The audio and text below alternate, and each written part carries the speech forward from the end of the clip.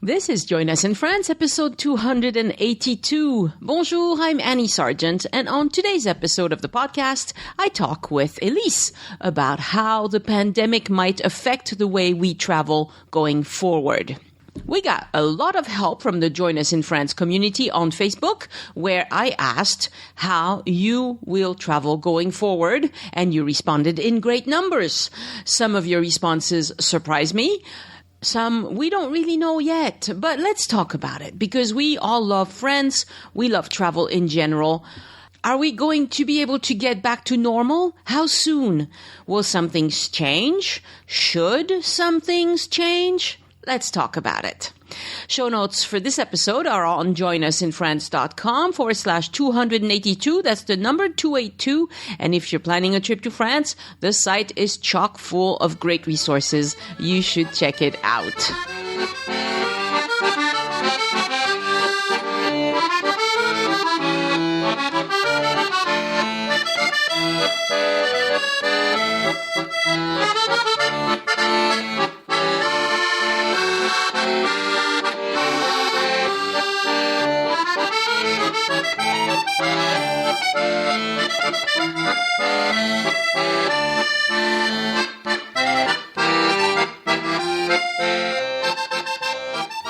Bonjour Elyse, how are you?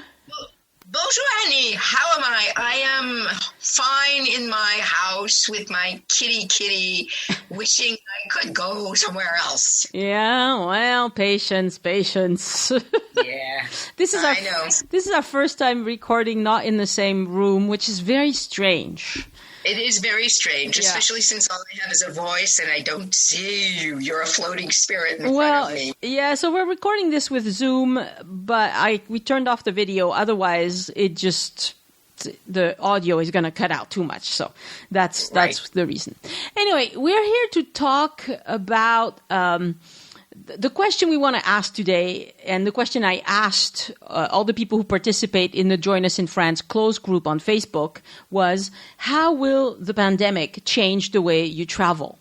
And I asked this question on April 12th, and it's important to mention this because obviously our opinion on April 12th, 2020, it will evolve as the pandemic evolves. We'll change our minds, I'm sure. But this is what people responded over the next few days. And today we're recording on the 22nd of April, and I got a lengthy answer from someone else. So people are still reacting, and I think everybody's wondering, Yeah, and I think by the 12th of April, it's far enough into the situation and the confinement everywhere that people have maybe had time to think about it, Yeah.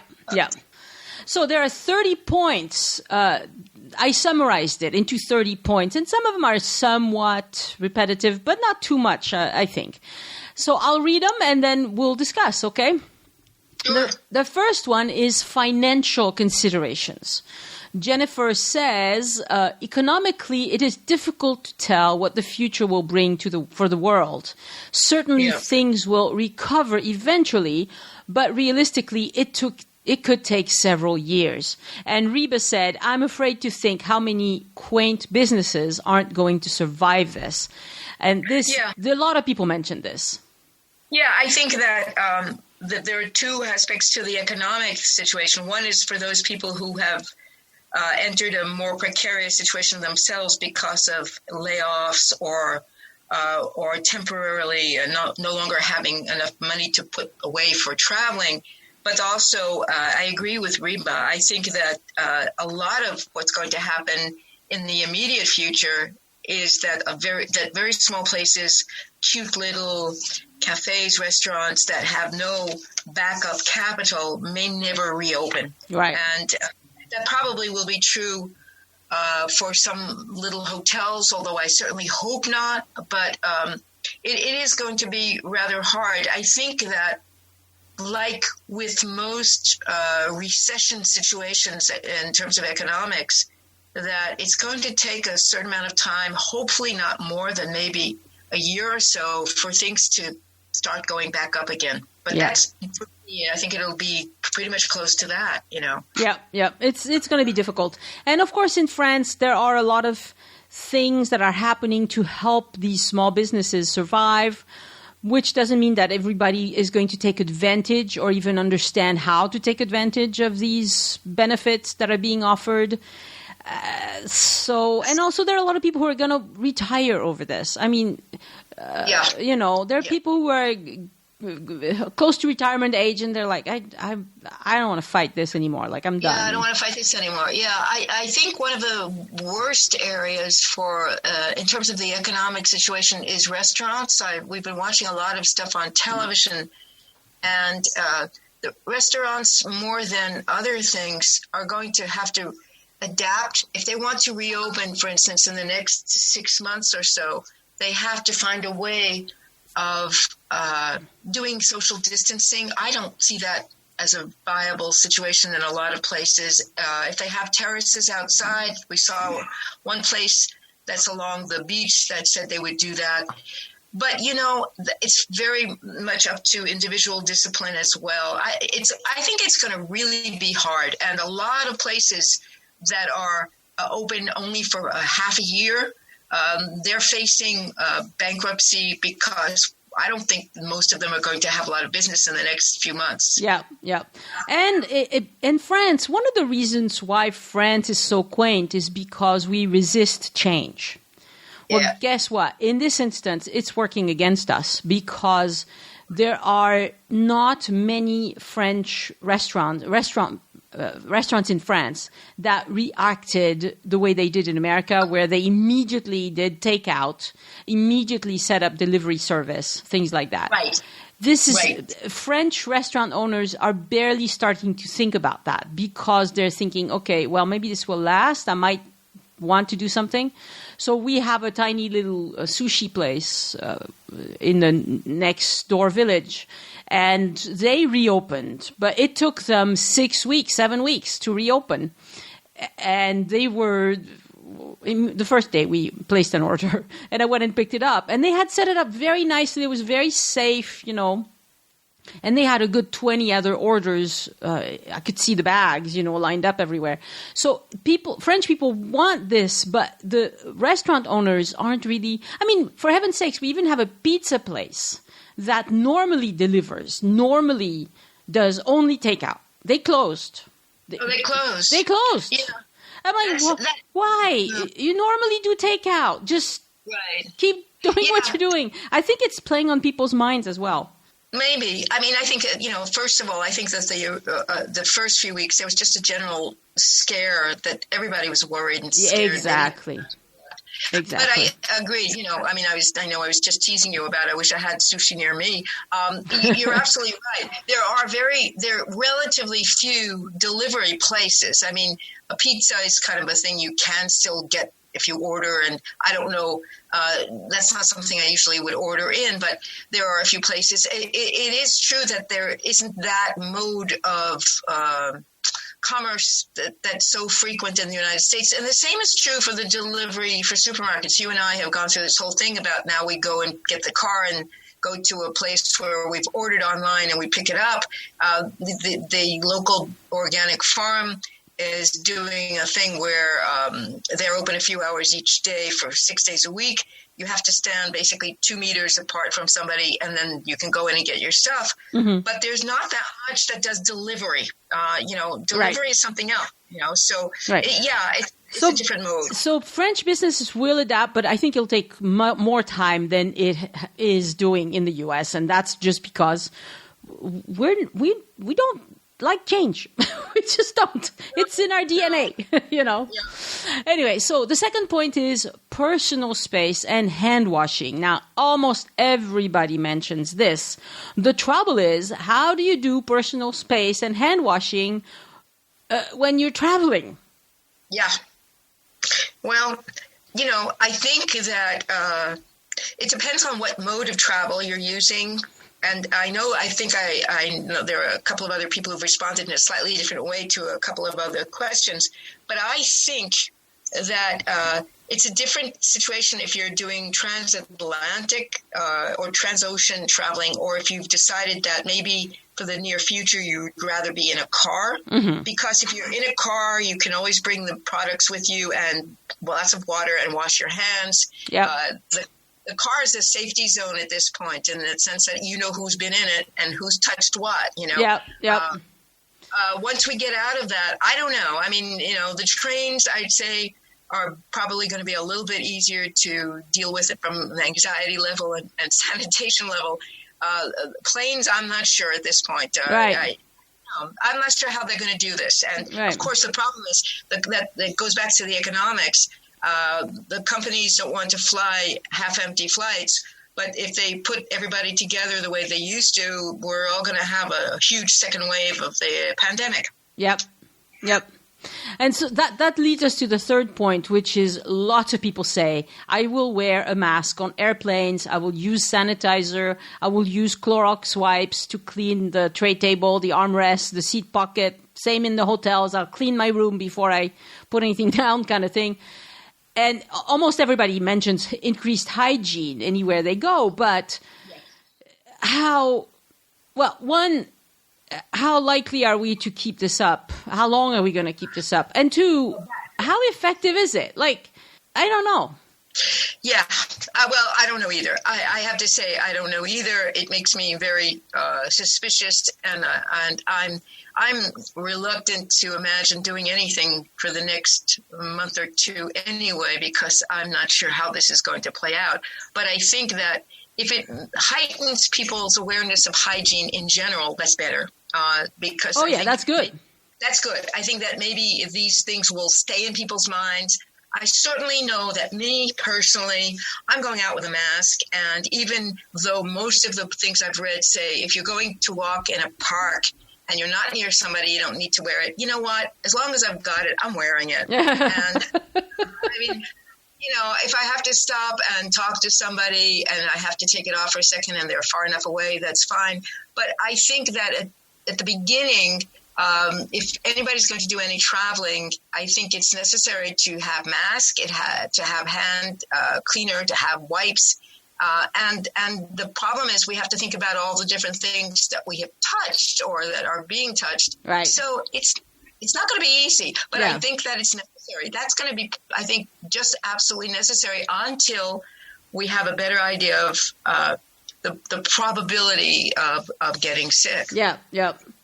All right. Number 4 was no more cruising. Lots of people mentioned this. And so that's funny because another person says maybe cruise on smaller ships.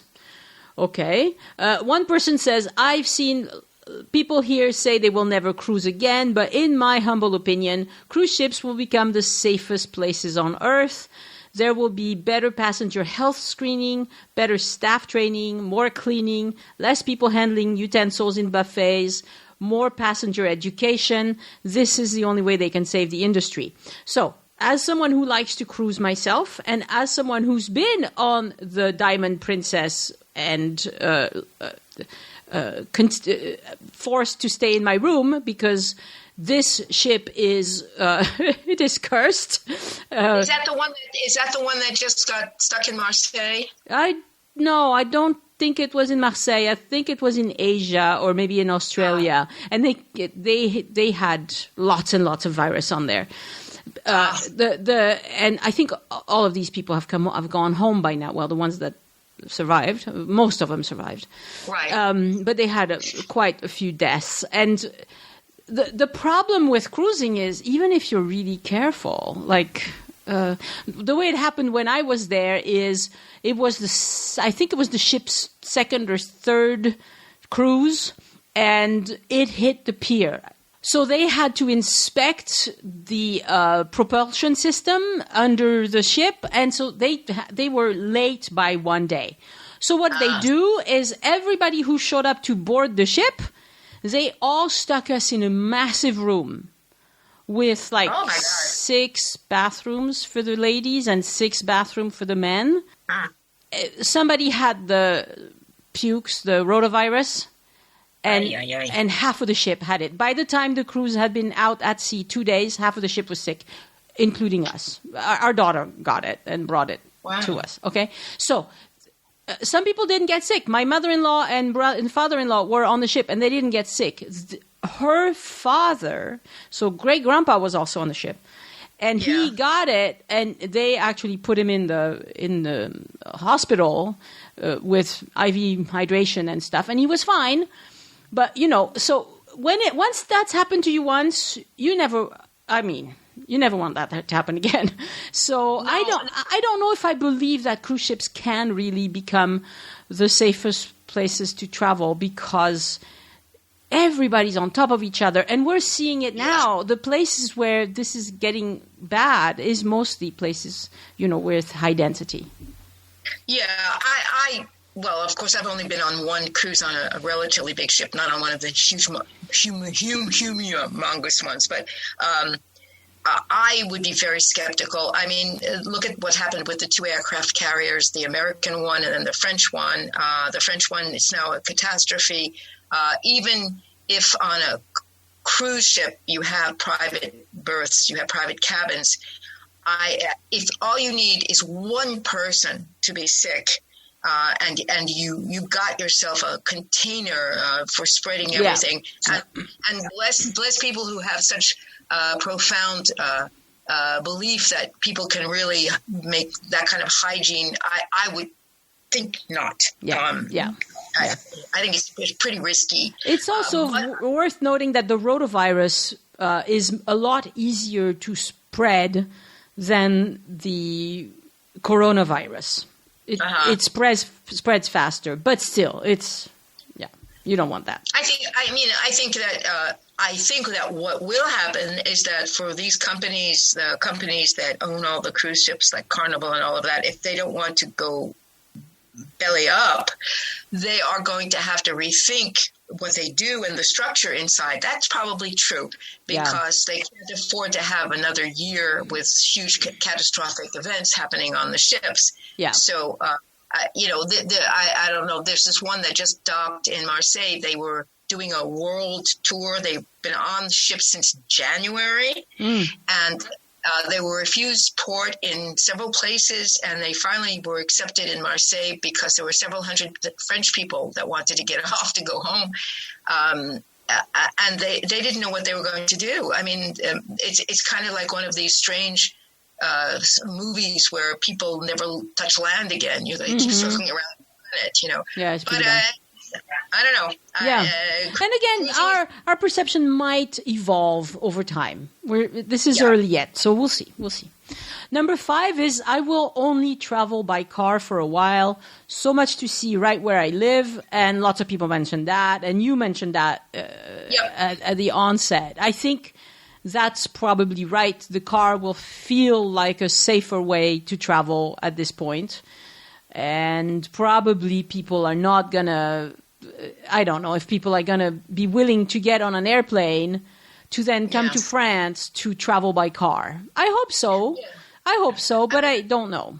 I don't know. I mean, I was just thinking, in fact, yesterday, me who loves to travel and would be happy to get on a plane and go to anywhere practically, and almost anywhere in the world tomorrow if you let me go. I guess that this summer at least, I'm not going to go anywhere that I can't just go in a car. Mm-hmm. That's all. I'm just not going to take that chance. Yeah. Number 6 is some people mention that they will travel to more rural places. Marianne says, I dream about 3 months in the French or English countryside with a car to go exploring. I have always gone to Paris before. And I think there might be some of that. Probably not immediately, because I'm not sure if people are going to want to fly at all.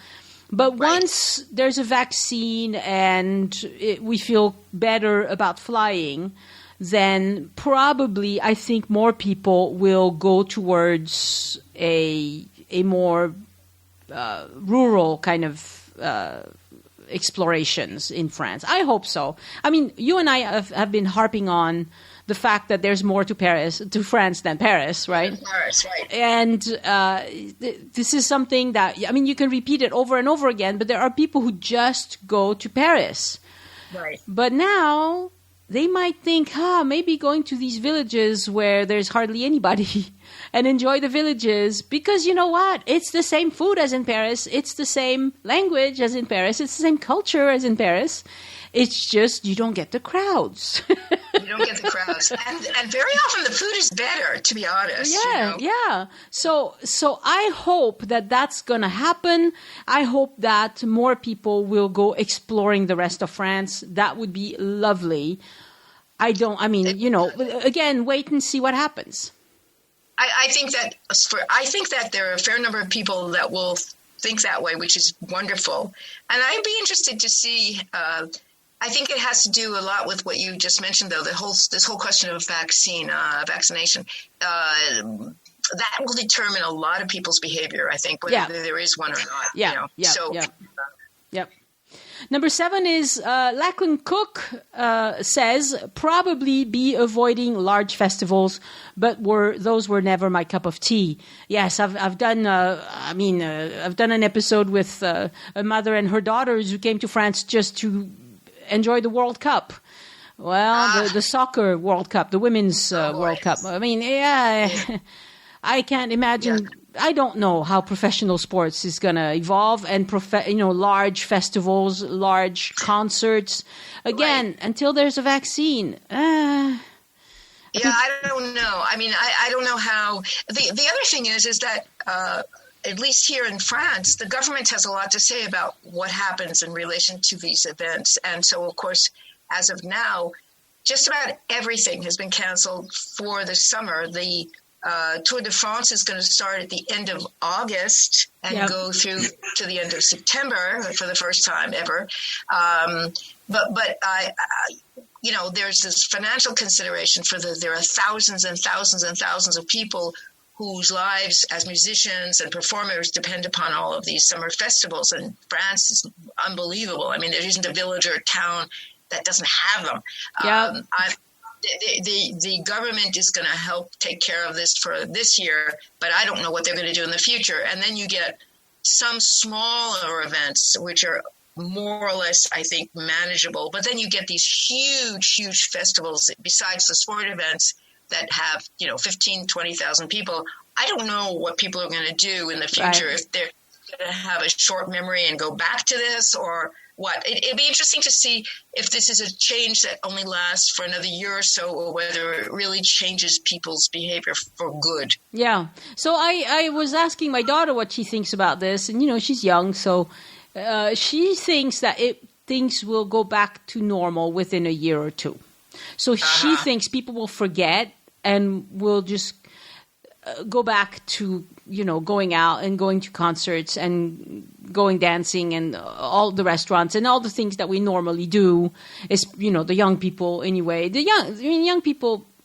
This one pandemic being one that doesn't seem to hit them as hard, they might be more willing to take risks, right? Yeah. But just keep in mind that the 1918 pandemic killed more young people than old people. Did it really? Oh, yeah. It was one that targeted young people. So if we get another pandemic that is, just a little bit different, the virus behaves just a little bit different, and it starts killing young people, that'll change everything. So, again, wait and see. I think the problem is that we're in the era of these viral infections passing around the world, and how many have we had in the last 15 years? We've had like 4 or 5. I think that I agree with Marianne. I think especially young people are going to go back to just living their lives, and I think that's fine for them. And they should. They really should. They should. But I think that the problem is for the world in general to be more prepared for the next time this happens. Yeah. So. Number 8, I'll make sure I have enough leave time accrued just in case I get sick on my vacation. So this is a very American thing. Because French people, we don't have this problem. I mean, if you're sick, you get sick leave. You don't need to accrue vacation in lieu of sick leave. But yes, this is an interesting thing to think about. Several of the people who are members of the group, when they were in France, where when the shutdown started, and they all had to rush home, and all of the ones that I've talked to have said that they were asked to self-quarantine once they got home. So whatever vacation time they had, if they were in France for 2 weeks, plus 2 weeks self-quarantine, this is probably what this person was thinking about. What if But again, this is the mentality of, I will catch the disease abroad. Right. There's no more of that. You can catch the disease anywhere you are in the world. Yeah, that's a good point anyway, because obviously you could not have caught it here and then go home and get it there, So, but I guess the social aspect of how much time do you have for traveling, how much time do you have if you have to stay home, that's very cultural and it's very different in each place. Yeah. So it's not something I would ever have thought about. Right. I wouldn't have thought of that either. Number 9, I'll travel more because it's precious and I want to give the travel bug to my kids. There's 2 moms that mentioned that in the group, and that's wonderful. Obviously, young mothers, I hope we can soon get back to the point where we can all travel more and get the travel bug to our kids. Give the travel, instead of the... Yeah, I think that, though, I think that's really important. One of the things that's happened in relation to everything connected to this co-virus is the reports that you see almost every day on television about the fact that because there's less traffic, boat traffic, plane traffic, less pollution, lots of animal life has come back in the seas. Lots of areas that were very polluted are less polluted. I think that people should start thinking differently about traveling, and I think that if people want to travel, they have to really keep in mind that look at what's happened, that in the space of 5-6 weeks of not traveling, look at how much better the planet is in terms of... we'll talk again about that in a few... Somebody else mentions it. If it's a few points down. But so, travel more. We might get to the point where we can travel more. Wait and see, wait and see. Yeah. Number 10, pandemics are not new. We'll go back to normal like it never happened within a few years. This is what we mentioned earlier. Right. Yes, probably it's true that pandemics are not new. That's a definite. And pandemics will happen again, sadly. But how fast are we going to go back to normal? Well, this person says within a few years. Yeah, within a few years, I agree with that. I think that's probably true. I think that there's a big difference, though, because very honestly, like personally, when there was the SARS, when there was the MERS, when there were all these others, I never thought about it for 2 seconds. Yeah. I never did. True. I never thought Me neither. And this time, I think it's making people aware of the fact that we're really talking about worldwide when we talk about these things. I don't know if that's going to change that much. So we'll see. Yep. Number 11, I'll quote Laura here. On reflection, probably the biggest thing I've noticed is how slowing down our lives is reflected in nature's response. I want to do better at traveling in a way that leaves less of an impact on the earth. And Susan also talks about that. She says, I'm planning on one really long trip to hit all the places that I have wanted to visit or revisit. I want to reduce my carbon footprint, so no more back and forth trips lasting a couple of weeks. And several people mention the no more 1 week vacation crap. Stay longer and make it count. Yeah. Now, I would love for that to be true. That would be so good. It would be very good. It would be very good. I think it's very interesting. I don't know. All of this is speculation, how long our changed mentality will last and whether we're just going to go back to thinking the way we did before. But I really understand that kind of a comment. And I was looking at something the other day from some part of the mountains near Croatia and thinking, maybe instead of going somewhere 5,000 miles away, I can go to some place I can get to by train or car. And I don't usually think that way. So let's see how long this lasts. Yeah. We'll see how we do. But It would be so nice if people slowed down and took longer vacations, not so many, because flying to Paris had become so cheap. Like if you happen to live in a hub where you have cheap flights, there were people coming for 4 or 5 days to Paris. Oh, yeah, a lot of people. Yes, and so you would see on the Facebook group, I don't think most of these people ever listen to the podcast. I think they join the Facebook group and come ask a lot of dumb questions and leave. These people who come for just 4 or 5 days, hopefully that won't happen so much now because they'll think about the possibility. But again, if things go back to normal within a few years, then people will do that again. Yep. That's just, yeah. Okay, number 12, there are people who say exactly the opposite of, there's one person who says, I will travel more frequently and not spend 18 months planning a trip, even if it means closer destinations and shorter trips. So yeah, this person probably feels like they had spent a lot of time possibly listening to the podcast, possibly reading a lot of blogs, books, whatever, and planning their trip to France, and then boom, just like that, they can't go because there's a pandemic. Yeah, but I'm not sure how that equates to more frequently. It'd be interesting. I'm not sure what that means exactly. Well, closer destinations and shorter trips. So maybe they'll go see whatever. Closer destinations, for sure. They'll drive to places and not think about it so much. They will just Too bad you can't take a paddle boat across the Atlantic to come to France, No. Number 13, we may not have a choice. There may be restrictions imposed by governments, maybe temperature checks at airports, mandatory masks, etc. We may need visas to travel to France in the future. All of that is possible, certainly in the near future. I don't know about the visa so much as the number of people. There is a possibility, although it's certainly a question of economics as well, of limiting so it's not 11 million people that come to Paris every year or something like that. I mean, there might have to be that kind of a restriction on the number of people per day that enter a place, just like they have tried to do with the Louvre. But I think that the question of masks and sanitation in the airport, that's going to last for a while. Mm-hmm, mm-hmm.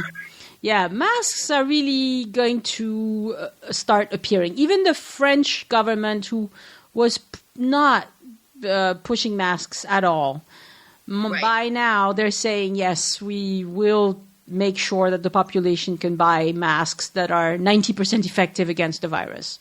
Exactly. They can't promise everybody the same protection that you get with the surgical whatever masks that, No, but at least there's some, it certainly has.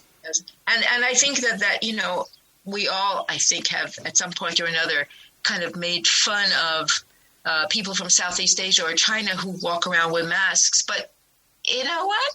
Guess what? We may have to do the same thing. Maybe they had a point. Maybe they had a point. Yeah. Maybe they had a point. Yeah. So there may be restrictions. At this point, nothing has been announced. So again, wait and see. At this point, you can't fly to France for leisure. No. Anyway, so, and no date has been announced, nothing official. They keep harping on, they keep telling French people, don't plan to fly outside of France to go on vacation. They're even telling people, stay home as much as you can stand to for the summer vacation, which is going to be a fight because French people love their summer vacations. So. Yeah, well, I mean, it's going to be, the problems are going to be the beach, really. Yeah. Number 14, I will look for more flexible booking options and will pay more attention to cancellation policies, read the fine print on insurance policies and anything run by travel companies. And Bev explains how pandemics were excluded from most travel insurance. And so, it's, Are you going to book trips? Are you going to book a trip in the next 6 months just because you can cancel it? Yeah. I don't know. Yeah. I mean, I generally am very careful about that kind of stuff. anyway, and obviously pandemics don't really seem to be included, but then the earthquakes aren't either, I don't think. But in general, I would suggest that that's a good idea, period. If you're going to travel, pay attention to things like that. Yeah. So. There are some insurance companies that call their protection cancel for any reason. Yes. Now, do they really mean any reason? I don't know. Yes. There is. There are several companies that have 3 or 4 different categories of insurance. However, the one that is canceled for any reason, it's insurance that is quite expensive. Yeah. And so it depends on the nature of your trip. If you're going to take a trip where you're only spending $500 or $600 or euros for a fare, and you're going to have to double that for the insurance, most people will not do it. That's right. Number 15, life is short, so I'll continue to travel. We got used to getting our stuff searched, body scans, taking off our shoes and belts. We'll get used to the new normal. Seize the day, don't delay trips, the opportunity can pass. Hey, everybody has a different philosophy. I think that's okay. However, I think if everybody does that, then we're back to a situation that's going to be uncontrollable.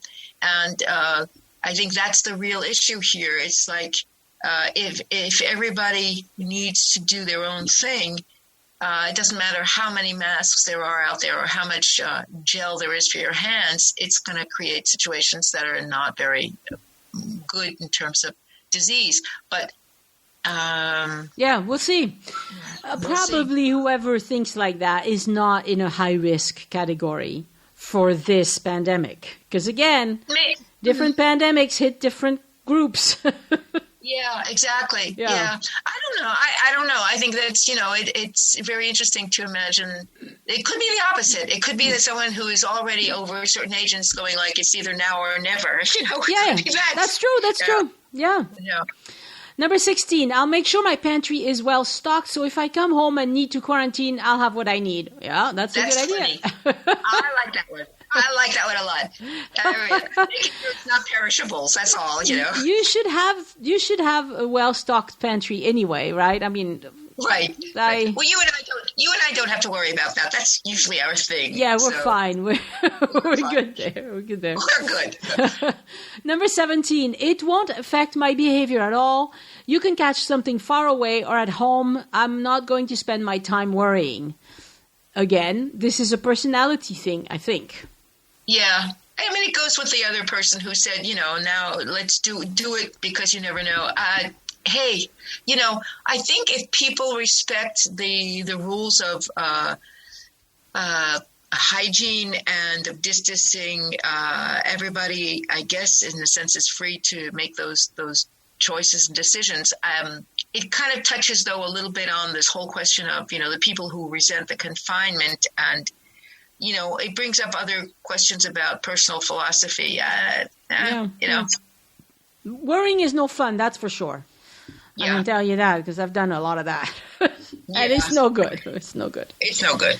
Number 18, too early to know how this will change our travel behavior. And I agree with that. Yes, it's very early to know. I mean, it's early to know. Yeah. It's early to know in the sense that I think, at least I'll say personally, there's a part of me that keeps thinking, okay, let's in another month or two, can we just go back to some kind of a normal life? I mean, there's this sense of wanting it to not be a permanent change, but I think that's normal to want it to go back to before. But who knows? We just don't know. Yeah. Number 19, I will appreciate every trip more. And that's probably true. That's true. Put your heart into the day that you're living today rather than constantly thinking of, I have other things on my list. I must hit my list. So appreciate every trip more is very important. I absolutely agree. And think I was thinking just yesterday that I was very lucky to be able to take a long trip for just a couple of weeks at the beginning of January. And what would I have done if I had known this was going to happen? That's an interesting question. I don't know. But I'm so glad that I was able to do it. And now I think, yes, I would appreciate more everything that I will be able to do in the future. Right. So try and have higher quality trips rather than more trips, And really like have your list and priorities of like, where is it you really want to go? Can you get there? I mean, you never know. Right. I'm always surprised how often on the Facebook group somebody posts a picture of a pretty place, and almost every time somebody will respond, "Oh, I'll add it to my list," just because you saw a pretty picture. I'm like, don't do that. It might be just that one place. Pictures lie. It's like pictures of hotel rooms online. Right. So just do a little bit more research. Maybe this place is worth it because it will interest you in other ways than just take that one photo. You know what I mean? But then again, you have to believe you and I when we talk about places. So there you are. Right. So. Number 20, that one is sad. I may not be able to travel with elderly relatives anymore. And we have several people in the group who are, a little older, or maybe they have I don't know how to talk, bad immune system. They can't take the risk. And yes, but again, this pandemic is hitting a specific group. New pandemics might hit other groups. We don't know yet. No, we don't know yet. Number 21 is interesting. Business travel will be more impacted than pleasure travel. We'll all gravitate to pre-COVID behaviors as soon as conditions become safe, eradication, and vaccine. But this person says business travel, as time went on, I feel like business travel had been restricted by many companies, and they might tighten the belt even more there. Yeah, maybe what will happen is that there will be more teleconferences and things like that, right? Both for economic and for hygiene reasons. Yep. It actually would be good. It certainly would be good in terms of pollution of the planet too. So yeah, right. Because I remember when I worked for a big corporation, they would send me to Paris on occasion, and I don't think I got more done because I was in Paris. Right. Than just talking to people on the phone or taking care of people's needs. If they know there's a person even on the other side of the world who will do what they need, it's okay. They don't need to meet you. No, and I think that maybe that will be one good thing that will come out of all of this is that people will discover more creative ways of using the teleconference, telework. It is possible. And so. Number 22, travel will resume once we have a vaccine, and at least half of the responders mentioned waiting for a vaccine. And I'm definitely in that camp. I think I'll be a lot happier to get on a plane and go visit my family in the U.S. once there's a vaccine. Yes, and I will too, although I'm a bit worried about whether it's going to be possible to have one within the next 9 to 10 months. I'm not sure about that, which seems like a long time here now. And also, hopefully, it will be a vaccine that will be useful if this stays around and somehow becomes mutated a little bit. I don't know if that's the right word. Yeah. Because they're going through a lot of trouble everywhere to create this vaccine, and I hope it's going to be usable for more than just this one time. Right. So science there, the scientists need to do their thing, and they've come up with amazing vaccines, and so and they're really working. I know that I watched somebody who's part of the group here because it's connected to Sanofi, the huge company here, and they're working with the National Institute of Health in Atlanta and the Center of Communicable Diseases in the United States.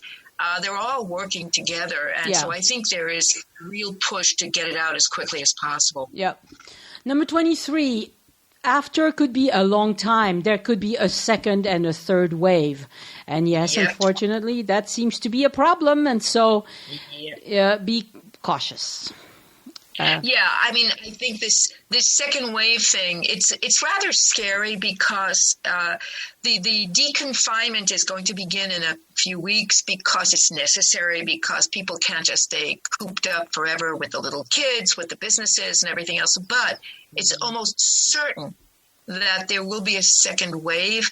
And that is terribly frightening because we don't really know if it's going to be the same, if it's going to be a little bit different. The question becomes, what do you do? Do you stay home more? Do you, I don't know. We're just going to have to work this one out. Yep. Number 24, a quote from Lynn. After COVID-19, I honestly have to say I'm happy I've done extensive travel over the past 8 years, as I have no interest in traveling post-COVID-19. I'm perfectly happy right here at home. I think I may purchase a camper and travel my own continent.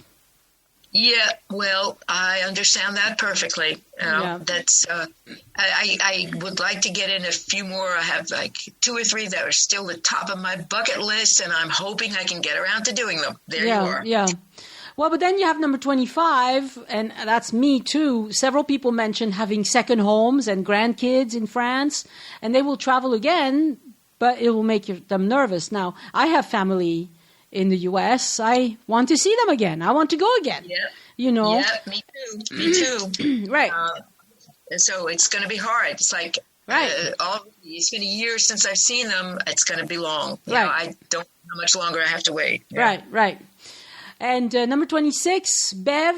Hello, Bev. She helps me moderate the group. She, and thank you for doing that. It's very helpful. Being in our 70s with my husband severely immune compromised, our twice yearly treks to France look like a distant dream. We are trying to remain hopeful that an effective vaccine will be developed and that we will be able to travel to France again by Christmas 2021 or early 2022. So they're giving it plenty of time. But Hope our wishes come true. Right. So, people in that group right now need to just wait. Just need to wait. Wait it out. Number 27, Melissa says, it's maddening how many people are in this the world is ending as we know it mentality. Hopefully, we will get back to logic soon. It's not a question of logic. I mean, it's a question of something that shakes up the world and maybe helps us think about things a little differently. So I don't think it's the end of the world. I'm not a pessimistic person about it being the end of the world. I live with someone who's a bit on that side of the spectrum. But I think that if it really helps us think about things a little differently, then it's good, even though it's been a kind of tragic situation for a lot of people. There was somebody on this program that I watch a lot, a program that's very good, a French philosopher. I don't know who he is. I never heard of him before. But he was a little bit up in arms about the fact that we are so concentrated on all of the people who are dying of the co-virus and not the 9 million children who die of starvation in the world every year and things like that. And he was right. I think that it is scary. It's an unknown thing that's happening, but there are other bad things going on in the world. And I think so. We have to put all of this in a bit of perspective too. Mm-hmm, mm-hmm. Yeah, I think that the anxiety that this has created is not good for anybody. Right. And so if you're anxious to the point where you think the world is ending as we know it, that's bad. But then at the same time, you have to be realistic. It's a virus that could kill you. Or a virus that you could bring home to someone else and it might kill them, so. Yeah. No, I agree with you. And I think that one of the problems with this situation, because it is invisible, it spreads everywhere, is the anxiety, which really takes a toll on everybody. You're right. It's not an objective reality of that. There are certain parts of the world where there are people who are very, very poor who haven't got enough food. It's not contagious. That's not contagious. Right. Yep. This is the unknown bad thing out there. Mm-hmm. Number 28, and this one was the most controversial one of all. Cheryl says, well, I'm concerned that the government is going to force people into having vaccines, which I'm against. They might say we can't travel unless we are vaccinated. People need to resist this. And then several people responded saying that's a selfish attitude and you're privileged and blah. I let it. Some people asked me to delete that comment, and I didn't because it stayed civil. I understand there are people who don't want vaccines. I do. Well, I'm afraid I really have to say that I don't think I have a possibility of giving a civil response to that. It makes me very angry. I think it's not only centrally egocentric and I think it's stupid. Excuse me. If you need a vaccination to travel, there's a reason for it. And since I really don't appreciate the anti-vaxxers, that's all I have to say. Yeah. So there are lots of times, like in France, we're used to this. You have to vaccinate your kids, or they can't go to school. Right. And so most people vaccinate their kids, and life goes on, and they don't get the deadly diseases that we used to get all the time. So voila, that's my opinion about it. Yes, vaccines are not 1,000% safe. There's sometimes, but there's been a lot of hype about the vaccines, and I think hopefully people will. I know I will stand in line to get my vaccine as soon as it's available against COVID-19. I will do that, but I wouldn't force anybody. But I think it's possible that you may not be able to travel to France unless you've been vaccinated. It's possible. I don't know. Nobody's talked about it yet. We'll see. There's been nothing official, so wait and see. But it's amusing to me that they're already worried that they're going to be forced to have a vaccine that doesn't even exist. Well, those are people who are worried about being forced to do anything that someone tells them to do. So just relax, folks. The vaccine isn't here. We don't know if it's dangerous. It's not even here. It's not here. I wish it were. Number 29, Tracy says, I will research more about where I'm going and be more intentional about my visit. And this goes back to the quality of the trip rather than the quantity of trips. And I think that's really, really important to me anyway. To me, that's what matters the most. I would be curious in her response I would be curious to know what she means, though, by that. In other words, what exactly is that? This is meaning like going to more rural places. I would, as a, generally an information point, I would say, okay, what do you think will be different in that way? I would be very interested to know. Yeah, I'm not sure. The last one, last but not least, because it made me laugh. My friend Brenda posted a response. It was visual, but it showed a person wearing a full yellow suit with a mask, and that person is just waving their arms around, just being, freaked out. And she says, "This is going to be my traveling gear for the foreseeable." Traveling gear. Yes. So, Brenda, if you get one for you, get one for me too. Yeah. We'll all look like Michelin tires. It doesn't matter. Yeah. If you can still walk and go and look and eat, why not? Who cares? I don't think we've solved anything by having this discussion, but hopefully we've given you a few things to think about. What I would like you to get from this is pay attention to the quality of your trips and not so much to the quantity of your trips. Maybe reduce the quantity of your trips and have better trips. Like if something that really interests you is, you love Roman ruins. You've always liked Roman ruins, but somehow all the fancy pictures tell you to go to Paris. All the Instagram people tell you to go to Paris. So you just go, well, forget Paris. I'm going to go see Roman ruins, which Paris doesn't have very much of. And the rest of France has plenty of. So, you find a theme, something that interests you, and you go after that theme. If you want to learn about, French cuisine, then come visit the Gers. Hardly anybody in the Gers. Great food, though. Things like that. So you just need to see what interests you, what catches what really tugs at your heart, and then go do that. Instead of trying to take a cheap flight to Paris, exactly 4 times a year. And get out of Paris. I mean, Paris is wonderful, gorgeous. It's got so many things, but there's so much more to see in France, and there's something for everybody, absolutely everybody. Yep. And I think that's the nicer way to spread it out a little bit, not have big clusters of chunks of people. Right. And if you do go to Paris, don't go. I mean, Paris has plenty of places that are not so crowded. Yeah. But, a perfect analogy is really the Louvre. I mean, you have 3 galleries that have zillions of people, so it's so crowded you can't breathe. Oh, they used to. Now it won't be possible. And then you have half the museum that's basically absolutely empty, and yet there are wonderful things to see. Right. But everybody wants to go see the one thing. So we need to stop being lemmings. Yes. We need to stop being lemmings. And that's why I produce this podcast, so that people can learn about other places. I mean, I love Paris. For heaven's sakes, I produce tours about Paris. I love Paris.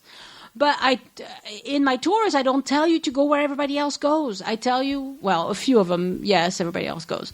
But I tell you to go places that you've never heard of, that you've never thought of, that they just never come up, because they're not the super popular stuff. So don't be a lemming. That's don't be a lemming. The final lesson of all of this is don't be a lemming. Thank you so much, Elyse. You're quite welcome, Annie. Au revoir. Be safe. Bye. You too. Thank you, Adam Romney and Caroline Schoenberger. Schoenberger? Yeah, that's it. For pledging to support the show on Patreon this week. Patrons enjoy several rewards that you'll find listed at patreon.com/join us. That's Patreon. Join us, no spaces or dashes. And thank you, Lori Hannon, for doubling your pledge. I can't tell you how much that means to me. I also exchanged a couple of emails with Lori where she says, I live on a farm about half an hour west of Omaha, so sheltering at home is not a big change for us. I am passing the time by walking our country roads. We have no restrictions on walking like you do, and listening to your earlier podcasts. It has been fun to discover how much your podcasts have changed. While the early ones were informative, I really enjoy how your style has evolved. I'm glad you let your personality shine through now, although it does create the situation you speak of where it seems like the listeners know you, but you don't know them. Yeah, that's so nice to hear. Thank you so much, Lori. This week, I shared a French history brief with patrons where I asked the question, did Molière define the French language all by himself, or did he get a little help? I enjoy researching and sharing those bits of French history, and I hope you enjoy them too. Next up, there will be new photos for France photography buffs, and then a new lunch break French where you get to practice your French comprehension. Patrons also get access to a secret Facebook group. And of course, patrons can message me directly through Patreon, and these messages always get top priority. Visit patreon.com/join us to review the different reward tiers, and thank you so much for giving back. And if you're not sure your itinerary for France is as good as it needs to be, let me review it for you. I did one of those this week. It was very fun. It'll cost you $50, but in return, you get a full review. We go through the whole thing on the phone, and I send you my recommendations in writing. It's like a custom design trip just for you. Email Annie@joinusinfrance.com to set that up and write itinerary review in the subject line. And if you'd like to support the show without spending a penny you wouldn't have otherwise, before you go shopping on Amazon, go to the bottom of any page on joinusinfrance.com and click on the Amazon ad. Because you came to Amazon through my site, I get a small commission and it doesn't cost you a penny more. So wonderful. Thank you so much for remembering to do that. For my personal update this week, we are all just adjusting to this pandemic. I now order my groceries online. I pay online, and I set up a time to go pick up. They don't normally have pickup times the same day, but the next day, typically. All I have to do is drive to the store, tell them I'm there. I push the intercom button, tell them I'm there, that I open my trunk, I get back in the car, and some nice person comes out with my order, tells me if there's anything missing or if they did any substitutions, puts everything in the trunk, closes the trunk, and off I go. I wash my hands. I don't touch my face as I put away the groceries. I leave some stuff out in the sun if it can stay out in the sun, but I don't go nuts sanitizing everything. that's a bit much for me. Some businesses are reopening, but they are not running the same way they used to. At the hardware store, they've removed all the carts. They have one guy managing traffic, and it's not some teenager. I think it was the store manager when I went. He kept out a certain amount of carts. You can only go in with a cart, so you have to wait until one becomes available, and that's how they manage how many people are in the store. Before he gives you a cart, he sprays the handle, and you have to you can only go in if you have a mask. He's not really particular about what mask, but you must wear something over your face. I had one made of folded paper towels and rubber bands. And I use that one because I can breathe through that one. The other stuff I've tried, I can't breathe through those things. I got a nursery delivery this week, and the guy said that they were reopening the next day. So they've gone with the one-way traffic model, and they've put out a sink outside where you can wash your hands and as you go in and as you leave. I think I'll keep ordering deliveries from the nursery because it's going to be a zoo. We're getting more and more sunny days, and as soon as the sun comes out, we all get flower fever around here. So I'm very happy that I scored and got some grafted tomato plants this week. So that was very exciting. Those are the best. They produce so much more than regular tomato plants. But I'm not going in, even the best tomato plants are not worth catching this virus. So I'm very lucky to be able to get all of that sort of thing delivered. I have a neighbor who works for Air France, and she says the word from their management is that they don't expect things to be back to completely normal until 2022. I think France, like many other countries, is going to reopen some things and see what happens with, the infection rates and death rates. Because it's a matter of what the population is going to do. If we comply, it's going to be okay. If we don't, it's not, The French ISO certification group, they're called AFNOR in French, has published specifications for masks to be used by the general population. They've developed a website where volunteers can offer to make masks that meet the requirements and either give them away for free or sell them at cost. And I was able to go to that website, find people in my area who do this, and I've sent email to three people in really close to me who do that. And one said she can't give me any because she's too busy. Another asked if I could wait until next week, which is, of course, I can. A third asked if I had elastic to contribute. And I do, but I sent her the photo. She says it's too wide. She might take it eventually, but she's hoping for something, a better size. So we're getting organized. It's wonderful to see how many generous people are doing things to help. I think masks are going to become part of our new normal, even if they're not 100% effective. You have to pile it all up. You wash your hands, that's very good. You don't touch your face, that's very good. You wear a mask, that's good. You don't go out so much, that's even best. That's best of all. You don't run into, you try not to run into other people, So we just need to do what we can, even if nothing is 100% effective. And of course, we're frustrated that we don't have any certainty on a lot of questions, but such is life. If you think about it, we don't have a lot of certainty about a lot of things.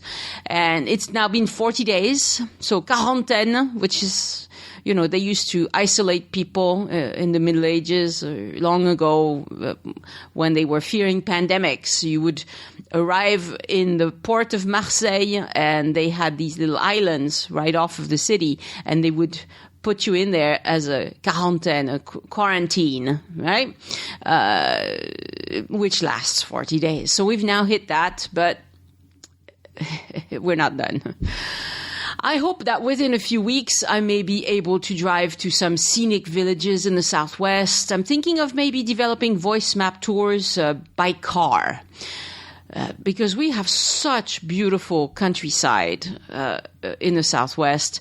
And I think more people might be interested in doing that when we can all travel again. Next week, I'll release an episode about cycling through Provence. And the week after that, an episode about towns in France where Joan of Arc played an important role. Joan of Arc was canonized 600 years ago in early May. I didn't look up the exact date, but so this is a major anniversary for Joan of Arc fans and such an amazing story. I have several recordings lined up. I'm very grateful to people who still offer to record episodes with me. It's fun to talk to you, even if we can't travel right now. Thank you so much for listening. If you enjoyed this episode, I'd appreciate it if you would share it with someone. Send questions or feedback to Annie@joinusinfrance.com. Have a great week. Stay healthy and do make plans for your next trip to France. Just don't put any date on it just yet. I'll talk to you next week. Au revoir. The Join Us in France Travel Podcast is written and produced by Annie Sargent and copyright 2020 by Addicted to France. It is released under a Creative Commons Attribution, Non-Commercial, No Derivatives license.